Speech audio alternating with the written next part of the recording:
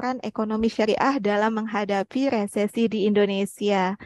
Kita akan berdiskusi dan membahas sedikit bagaimana sih ya peran ekonomi syariah dalam menghadapi resesi di Indonesia. Baik, kita lihat di sini ternyata sebagaimana yang telah sama-sama kita maklumi, kita pahami bersama bahwasanya resesi itu tidak hanya menimpa Indonesia ya, seperti yang dikatakan Pak Jess tadi, ya, bahwa sebenarnya kita tidak perlu terlalu takut karena sebenarnya bukan kita saja loh yang mengalami permasalahan ini, ya. Dan Allah telah memberikan kita begitu banyak potensi sumber daya di Indonesia itu sekarang tugas kita adalah mencari solusinya ya. Jika kita mengalami masalah yang tidak hanya dihadapi oleh negara kita ini, tapi kita wajib mencari alternatif solusi yang mana kira-kira yang lebih baik membuat kita bangun lebih ya, pulih dan bangkit lebih kuat. Baik, Bapak Ibu dan hadirin sekalian, kita akan mengulas sedikit plan resesi itu bagaimana ya menurut para ahli ya. Sebagaimana yang tadi telah disampaikan bahwasanya resesi ini adalah penurunan signifikan dalam aktivitas ekonomi yang tersebar di seluruh lapisan ekonomi. Terjadi lebih dari beberapa bulan dan biasanya dapat kita lihat dari indikator PDB ya. PDB real, pendapatan real, lapangan kerja, produksi industri dan penjualan. Nah, kemudian di sini ada sebuah pengertian lagi di mana resesi adalah penurunan produk domestik bruto. Jadi sama ya PDB yang terjadi selama 2 kuartal berturut-turut. Ada banyak faktor yang melatar belakangi kondisi resesi di Indonesia. Sebagaimana yang sama-sama kita maklum ya, bahwa di negara-negara dunia saling berkaitan di era global saat ini. Jadi permasalahan yang ada di negara lain kita terimbas. Nah, kita lihat di sini ya, ternyata sejak tahun 2022 ya, banyak sekali sebenarnya permasalahan resesi ini. Dari data yang ada di Indonesia ya, saat ini Indonesia mengalami sebuah ketidakpastian global ya. Kita lihat dari berbagai sisi mengakibatkan kita harus waspada loh ya. Kenapa meskipun kita tidak takut tapi kita tetap harus waspada ya.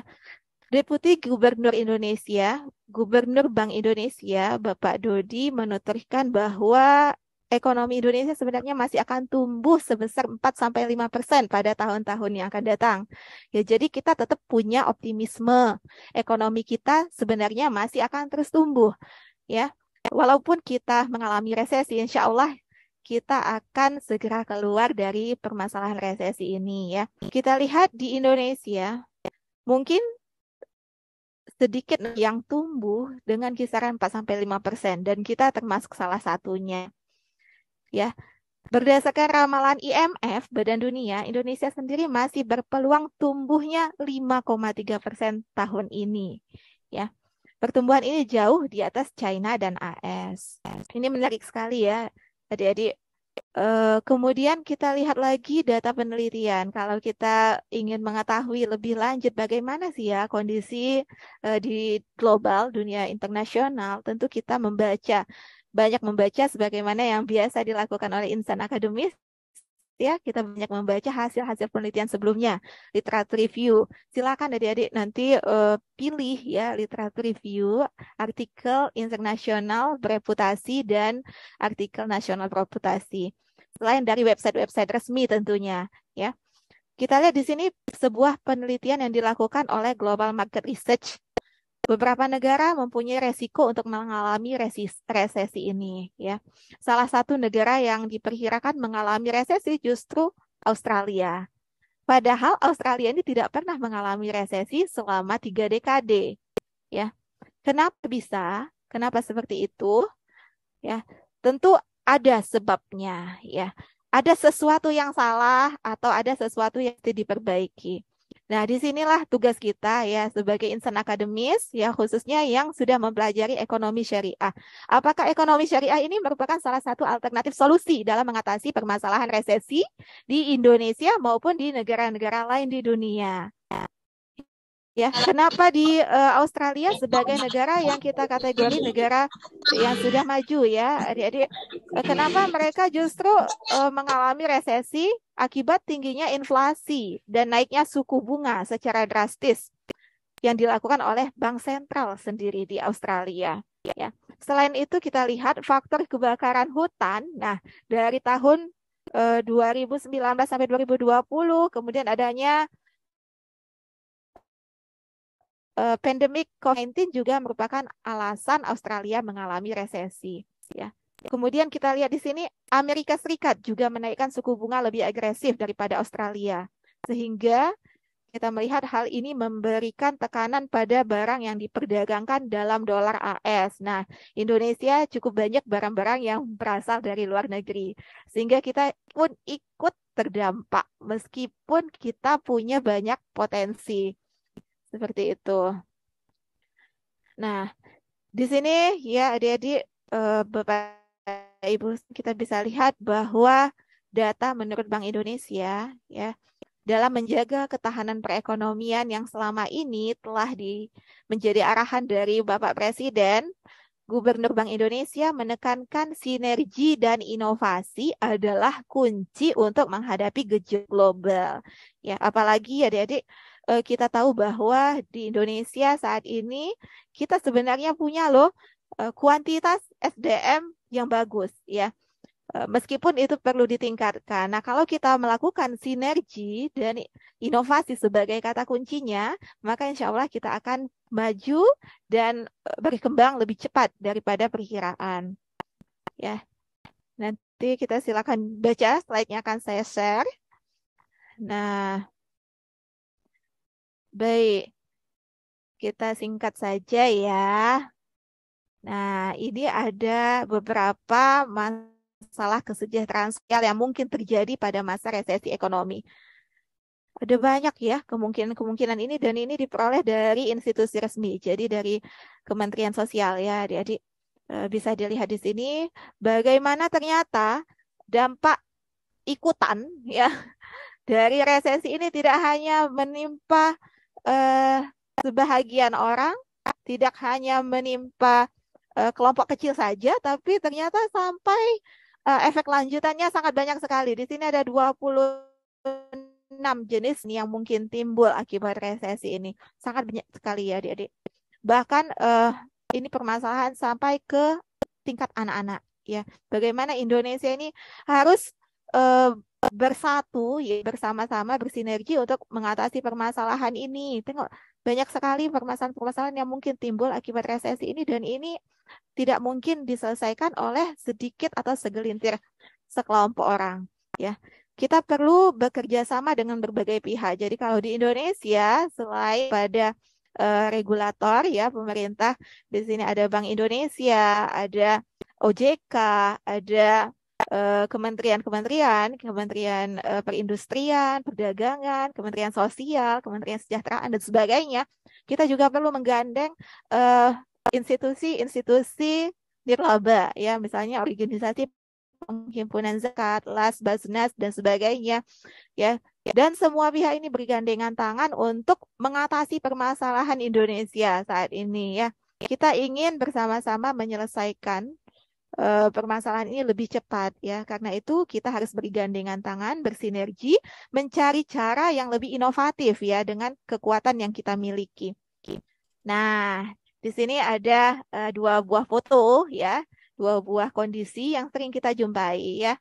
Baik, adik-adik, jika kita melihat di antara kedua gambar ini, kira-kira ya, kira-kira yang manakah yang lebih membutuhkan? Ya, yang lebih membutuhkan gambar yang sebelah kiri atau sebelah kanan untuk dibantu gitu. Ya, Kiri. kalau adik-adik punya sejumlah kemampuan untuk membantu, kira-kira gambar yang di sebelah kiri atau sebelah kanan? Boleh dibuka speakernya. Kiri yuk, kiri. Kiri, kiri yang mana ya? Yang ini ya, yang ada anak-anak mengintip ini. Iya, Bu. Ini ya. Iya, Ya, Bu, ya. sepakat. Kak, Sepakat ya. Eh, Oke, baik. Kenapa yang kiri? Coba kita lihat. Yang kiri, ya, kepala keluarganya adalah ojek, ya, ojek, pengemudi. Sedangkan yang kanan, kepala keluarganya adalah guru. Kemudian, secara kasat mata, apabila kita lihat yang manakah yang terlihat lebih berhak menerima bantuan, mungkin yang sebelah kiri ya, karena kondisi rumahnya tentu yang sebelah kiri lebih minimalis ya. Tetapi yang sebelah kiri ini, beliau punya seorang istri yang juga bekerja sebagai guru, sementara anaknya satu. Sedangkan yang sebelah kanan, istrinya tidak bekerja dan punya anak banyak. Ya, jadi ternyata dari kita tidak bisa melihat hanya secara kasat mata saja ketika kita ingin menyalurkan bantuan. Ya, ada banyak faktor-faktor ikutan yang perlu menjadi pertimbangan bagi kita ya. Tentunya kita perlu melakukan penelusuran lebih lanjut dan itu membutuhkan kerjasama berbagai pihak. Ya, begitu ya. Jadi kalau kelihatan dengan kondisi latar belakang keluarga ini, maka eh, sebelah mana nih yang lebih membutuhkan bantuan? Tetap kiri ya? Sebelah kanan. Kanan, Bu. Udah berubah jadi kanan. kanan, Ya, Bu. Nah, ya benar. banyak anak. Ya, kenapa? Karena ada hal-hal yang melatar belakanginya ya. Begitu ya. Jadi kita harus melihat dari berbagai sisi. Ketika kita melihat tadi ada permasalahan kesejahteraan yang menjadi ikutan dari keadaan resesi dunia secara global dan resesi Indonesia, kita harus melihat secara eh, ini ya, secara berbagai sisi, secara kompleks ya. Bagaimana permasalahan itu dan mengurainya satu persatu, apa yang menjadi solusinya, gitu ya. Nah, alhamdulillah di Indonesia saat ini sudah banyak sekali dukungan regulasi ya. Ini tadi yang sudah saya sampaikan, kita mesti saling bersinergi ya. Bagi mungkin mendalami ekonomi syariah ya sebenarnya ada banyak sekali yang bisa dikontribusikan terkait sebagai alternatif solusi mengatasi permasalahan di resesi yang ada di dunia global saat ini. Nah, kita urai satu demi satu ya. Baik, yang pertama, apa yang terjadi? Yang terjadi ketika pandemi COVID-19 membatasi aktivitas perekonomian. Ternyata sangat berdampak terhadap perekonomian makro yang dicerminkan oleh turunnya produk domestik bruto pada triwulan kedua tahun 2020. Ya, itu kondisi existing yang ada. Kemudian yang kedua, pembiayaan syariah untuk kapitalisasi permodalan UMKM dan usaha besar ternyata terbukti berperan dalam menahan laju resesi ekonomi agar tidak terlalu dalam. Kita melihat dari berbagai hasil penelitian, ini hasil penelitiannya, ya ternyata menunjukkan bahwa peran produk pembiayaan syariah dalam menyediakan permodalan dan konsumsi masyarakat berdampak pada perekonomian secara ekonomi makro dan perbaikan sosial, ya. Baik, dengan sistem bagi hasil yang ditawarkan, ternyata sistem ekonomi syariah ini menjadi salah satu alternatif solusi yang tidak hanya mendapat kepercayaan umat Islam di Indonesia saja, ya, tapi juga ternyata umat-umat non-Muslim juga ikut menaruh kepercayaan dengan sistem bagi hasil yang ada. Kita tahu ya bahwa kita pernah mendengar bagaimana sebuah penelitian tentang perbankan syariah. Ternyata banyak sekali pihak-pihak non-Muslim itu berlomba-lomba untuk ini ya ikut serta dalam aktivitas perbankan syariah. Kenapa? Tentu sangat menarik untuk diteliti ya. Kenapa mereka percayaan besar? Ya tentu saja ya. Ketika kita melihat dengan kasat mata sudah kelihatan bahwasanya sistem bagi hasil yang ada dalam ekonomi syariah ya sangat adil. Kenapa dikatakan demikian? Karena ketika misalnya dia menjadi penyandang dana dalam suatu jenis usaha, ketika memperoleh hasil atau keuntungan yang besar, maka wajar saja kita mendapatkan bagi hasil yang besar. Tapi ketika bagi keuntungannya sedikit, maka kita mendapatkan bagi hasil yang sedikit juga. Sehingga kita merasa bahagian dari usaha tersebut dan ikut mencarikan solusi. Tentu kalau kita ingin kita mendapatkan bagi hasil yang besar, tentu kita akan membantu usaha tersebut berjalan dengan baik sehingga mendapat keuntungan yang besar pula. Ya, hal ini sangat sangat merupakan satu nilai plus dari ekonomi syariah dan pembiayaan yang menggunakan ekonomi syariah. Next, pembiayaan syariah ternyata berperan dalam menjaga pertumbuhan ekonomi agar resesi tidak terlalu dalam, serta tingkat pengangguran dan tingkat kemiskinan tidak terlalu tinggi akibat pembatasan aktivitas ekonomi akibat pandemik COVID-19. Ya, kita berdoa bersama-sama semoga kondisi pandemik saat ini insya Allah akan segera berakhir dan kita bisa segera berlari mengatasi segala permasalahan yang ditimbulkan akibat pandemik ini ya. Semoga apa yang sudah diciptakan Allah melalui pandemik ini membuat kita semakin tangguh ya, semakin terbiasa dengan digitalisasi, semakin tidak gaptek dengan teknologi dan bisa semakin inovatif mencari karya-karya dan kreativitas yang bisa memajukan serta mencari solusi atas permasalahan yang ada. Next, yang terakhir, pembiayaan syariah ternyata lebih banyak bergerak dalam pembiayaan sektorial, ya. Nah, ini tadi memiliki fungsi penting dalam perekonomian secara makro sehingga diharapkan pembiayaan syariah lebih ekspansif kembali sebagai katalisator pertumbuhan ekonomi Indonesia. Ya, jadi katalisator di sini adalah faktor yang mempercepat ya, katalis. Ketika kita dulu waktu SMA belajar kimia ya ada zat-zat katalis ya. Jadi ada zat-zat yang mempercepat terjadi sesuatu yang kita harapkan. Nah, dengan adanya pembiayaan syariah ini, maka kita berharap ini menjadi katalisator pertumbuhan ekonomi di Indonesia. Mestinya mungkin pertumbuhan ekonominya dalam waktu yang beberapa tahun. Nah, dengan adanya pembiayaan ekonomi syariah ya, maka itu bisa berlangsung lebih cepat. Ini sangat diharapkan ya bagi semua pihak, bagi Indonesia secara umum. Ya, baik. Nah, di sini ada sebuah grafik yang memperlihatkan bagaimana dampak pembiayaan syariah dalam menahan laju kontraksi PDB di tahun 2020. Apa artinya grafik ini? Di sini ya. Ini adalah sebuah hasil penelitian yang sama-sama kita baca ya. Bagaimana ternyata dari simulasi dampak pembiayaan ekonomi syariah ini menunjukkan dampak dari injeksi pembiayaan syariah di dalam perekonomian. Ya. Meskipun gap ini tidak terlalu besar karena memang market share aset perbankan syariah masih terbatas ya dari total aset perbankan nasional, namun simulasi ini cukup menggambarkan bahwa pembiayaan syariah memiliki peran yang cukup strategis dalam perekonomian nasional secara makro. Nah, diharapkan bagi adik-adik semua ya sebagai akademisi, ya sivitas akademika dan pemuda-pemuda yang masih energik ya dengan melakukan studi lebih banyak lagi ya, banyak membaca dan kita mempelajari dari penelitian-penelitian yang telah dilakukan baik di tingkat nasional, internasional, maka kita akan memunculkan satu ide baru bagaimana mencari solusi untuk Indonesia. Misalkan nanti adik-adik akan membaca bagaimana ya penelitian di luar negeri untuk mengatasi resesinya di Malaysia, di negara-negara ASEAN, ataupun di negara maju, di Amerika, ataupun di negara-negara bumi belahan lainnya. Nah, kita akan berusaha mencari alternatif solusi. Ya, isu apa sebenarnya yang sedang hangat dibicarakan di tingkat perekonomian dunia saat ini? Ya, baik. Next.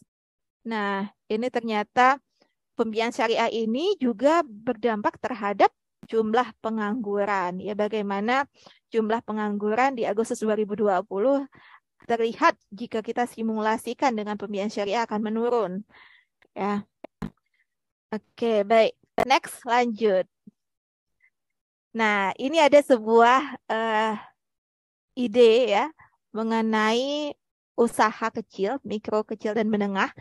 Ada sebuah ide yang saat ini sedang banyak dibicarakan oleh peneliti-peneliti di seluruh dunia ya tentang isu satu usaha yang dekat dengan alam ya. UMKM hijau ini juga merupakan satu bagian yang menjadi isu penting yang dibahas di regulasi di Indonesia. termasuk di Bank Indonesia, termasuk di OJK, di Kementerian Perindustrian dan Perdagangan, ya, dan lain sebagainya. Apa sih UMKM hijau?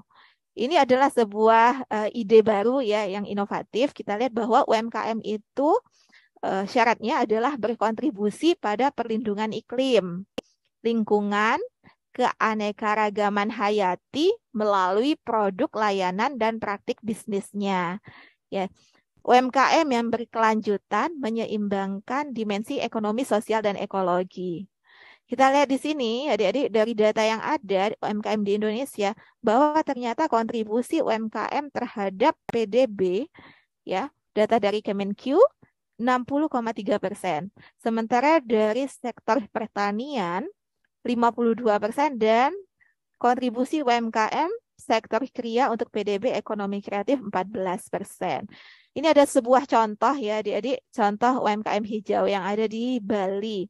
Agung Bali Collection adalah sebuah industri usaha yang memanfaatkan benang-benang yang tidak terpakai lagi. Jadi di Bali itu ada sebuah industri yang berusaha mencari bahan-bahan baku yang dekat dengan alam, bahan-bahan baku yang tidak terpakai dan memanfaatkannya. Ternyata ini adalah sebuah contoh ya adik-adik, bagaimana Agung Bali Collection ini dari segi eco adapter ya, dia sangat ini ya memiliki hal-hal yang sangat menunjang bagi bangkitnya perekonomian dengan mengangkat tema UMKM hijau. Dari segi bahan baku utamanya, bahan baku penunjangnya, sumber energi, digitalisasi, dan sustainability, nah itu adalah faktor-faktor yang bisa diangkat dari segi eco adapter.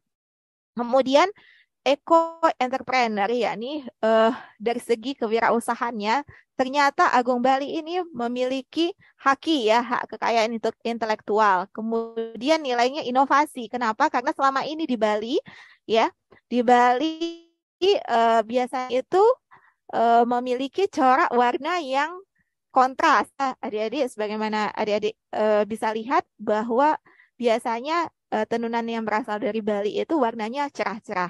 Nah, Bali Collection berusaha untuk menggunakan bahan-bahan yang tidak terpakai lagi sehingga dekat dengan alam yang sudah hampir terbuang ya, dimanfaatkan.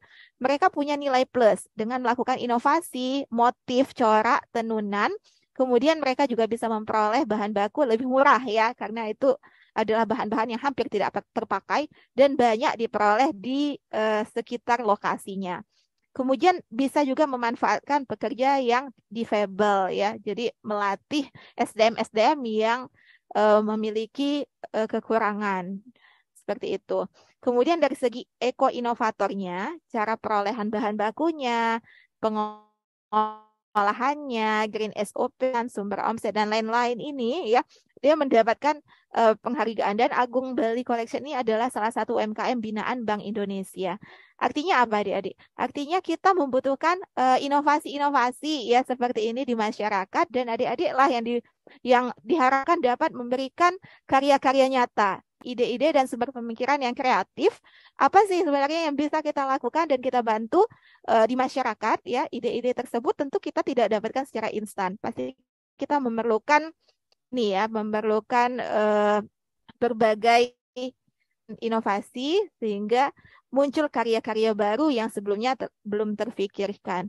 Hal-hal seperti ini mendapat fokus fokus di dunia internasional dan menjadi isu yang sedang sangat hangat dan sangat penting, sehingga kami menyarankan kepada adik-adik ini bisa loh sebenarnya diangkat menjadi bahagian dari tugas akhir adik-adik sekalian. Oke. Nah ini, kenapa dikategorikan sebagai bisnis hijau? Ya, karena mengembangkan dan menawarkan produk atau jasa yang ramah lingkungan dan proses pembuatannya juga ramah lingkungan. Ya, nah adik-adik sekalian itu sangat sesuai sebenarnya dengan konsep ekonomi syariah kita. Kenapa? Dalam ekonomi syariah ya kita dituntut untuk tidak hanya bermanfaat bagi diri kita, tapi juga bagi banyak pihak, ya kan? Khairukum anfa'ukum linnas. Baik-baik kamu adalah yang paling bermanfaat bagi masyarakat, bagi orang banyak, bagi umat, seperti itu. Nah, adik-adik di sini adalah agent of change ya, agen-agen perubahan yang insya Allah akan eh, menebarkan kebaikan bagi lingkungannya masing-masing. Jadi kita sudah dilatih dengan berbagai hal di Genbi. Kita diharapkan tidak hanya bermanfaat bagi kita sendiri, tapi juga bermanfaat bagi lingkungan sekitar kita. Nah, ini termasuk salah satu usaha ekonomi produktif selain UMKM hijau tadi ya. Jadi ini yang sering kita temui di masyarakat. Nah, bagaimana praktik-praktik ini bisa kita arahkan menjadi usaha-usaha yang menggunakan konsep ekonomi syariah. Kenapa? Karena banyak sekali sebenarnya yang menggunakan jasa rentenir ya, atau mungkin kalau kita biasa di dunia online ya, banyak sekali sebenarnya pemodalan-pemodalan yang menggunakan eh, faktor-faktor yang tidak sesuai dengan ekonomi syariah. Nah, baik adik-adik, mungkin sampai di sini dulu yang dapat kami sampaikan. Lebih dan kurangnya mohon maaf. Assalamualaikum warahmatullahi wabarakatuh.